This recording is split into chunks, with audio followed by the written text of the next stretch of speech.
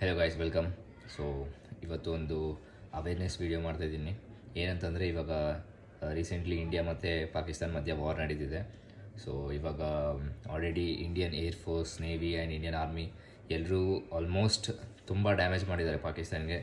So ಇವಾಗ ಅವರಿಗೆ ಜಾಸ್ತಿ ಎಕ್ವಿಪ್ಮೆಂಟ್ಸ್ ಮತ್ತು ಜಾಸ್ತಿ ವಾರಿಗೆ ಬೇಕಾಗಿರೋ ವೆಪನ್ಸ್ ಎಲ್ಲ ಅವ್ರಿಗೆ ಇಂಪೋರ್ಟ್ ಮಾಡೋದು ತುಂಬ ಕಷ್ಟ ಆಗುತ್ತೆ.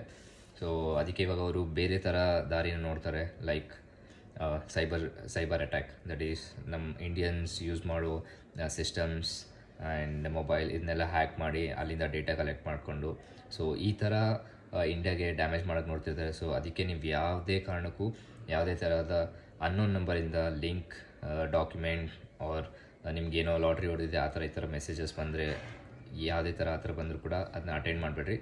So just be safe and let's all support Indian soldiers.